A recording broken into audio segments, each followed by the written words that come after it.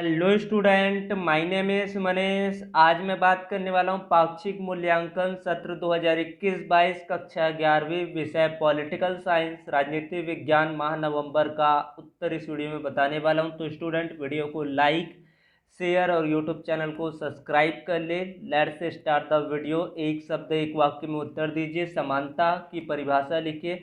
समानता का वास्तविक अर्थ होता है सभी व्यक्तियों को अपने विकास के लिए समान सुअवसर प्राप्त हो। इंदिरा सहारा योजना का आरंभ कब किया गया? सन 1995 में।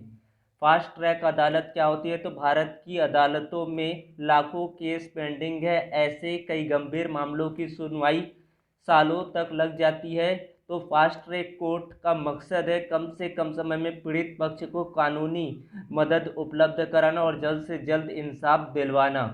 सामाजिक न्याय से क्या समझते हैं? तो सामाजिक न्याय का अर्थ होता है एक ऐसे न्यायपूर्ण समाज की स्थापना है जिसमें सामाजिक आर्थिक विषमताएं न्यूनतम हो, समाज समावेशी हो और संसाधनों का वितरण सर्वमान्य स्वीकृति के आधार पर हो। मानव अधिकार की विश्वव्यापी घोषणा कब हुई? 10 दिसंबर 1948 को मानव अधिकार की सार्वभौमिक घोषणा अंगीकार की। शरणार्थी क्या होता है? तो शरणार्थी वे लोग होते हैं जो राज्य विहीन होते हैं और दूसरे राज्य में निवास के लिए प्रयास करते हैं और अपनी बस्ती की खोज में रहते हैं। विदेशी कितने प्रकार के होते हैं? तो इनको 3 वर्गों में बांटा गया: स्थायी विदेशी, अस्थायी विदेशी और राजदूत। दोहरी नागरिकता क्या होती है? जब किसी व्यक्ति को देश की भी और प्रांत की भी नागरिकता प्राप्त हो तो उसे दोहरी नागरिकता कहते हैं, जैसे कि उदाहरण के लिए अमेरिका और फ्रांस। नागरिकता प्राप्त करने की 2 विधियां: विवाह, कोई विदेशी स्त्री भारतीय पुरुष से विवाह करने के बाद भारत की नागरिकता ग्रहण कर सकती है। अचल संपत्ति की खरीद या क्रय करके कुछ देशों में यदि किसी व्यक्ति को अचल संपत्ति जैसे घर या जमीन खरीदने की अनुमति है तो वह नागरिकता भी ग्रहण कर सकता है या कर सकती है। क्या समानता शोषण के अंत संभव है? तो समानता से शोषण का अंत कुछ हद तक संभव है, क्योंकि सभी व्यक्तियों को सभी प्रकार के अधिकार प्राप्त हो पाना मुश्किल है। अगर समानता मिल भी जाए तो उच्च वर्गों के द्वारा शोषण तब भी होगा। सामाजिक न्याय के 2 महत्व बताना है: धर्म जाति आधार के पर भेदभाव की समाप्ति, सार्वजनिक स्थानों के प्रयोग में भेदभाव की समाप्ति, राज्य के हस्तक्षेप की सीमा अर्थात रीति रिवाज या धार्मिक विश्वास जैसे व्यक्तिगत मामलों में राज्य को हस्तक्षेप नहीं करना चाहिए। कुछ इम्पोर्टेंस है।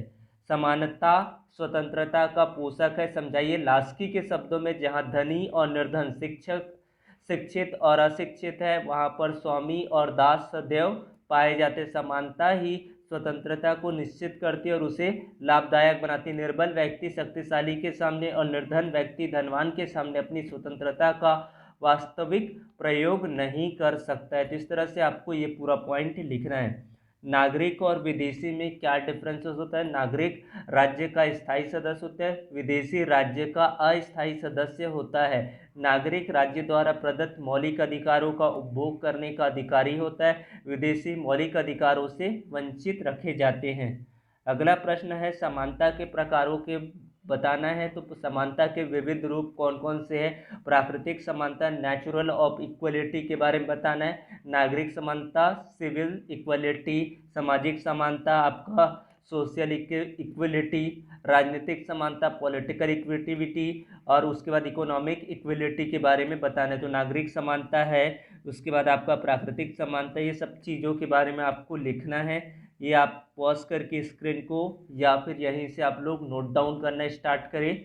उसके बाद अगला है आदर्श नागरिक के 5 गुण। सुशिक्षित होना चाहिए, एजुकेटेड। सुशिक्षित होना आदर्श नागरिक के लिए परम आवश्यक है। शिक्षा के अभाव में वह अपने अधिकारों एवं कर्तव्यों को नहीं समझ सकता है। स्वस्थ, एक आदर्श नागरिक स्वस्थ होना आवश्यक है। स्वस्थ नागरिक ही देश व समाज को भली भांति सेवा कर सकता है। मताधिकार का उचित प्रयोग, ये पॉइंट है। फिर अगला है अधिकारों तथा कर्तव्यों का ज्ञान। एक आदर्श नागरिक अपने अधिकारों एवं कर्तव्यों का प्रयोग ठीक से करता है। पैट्रियोट, एक आदर्श नागरिक को देशभक्त होना चाहिए, देश के प्रति स्वाभाविक अनुराग होना चाहिए। हार्ड वर्कर्स, एक अच्छे नागरिक को परिश्रमी एवं फुर्तीला होना चाहिए जिससे वह सफलतापूर्वक सामाजिक कार्य कर सके। Thank you for watching video. Subscribe the channel. Thank you.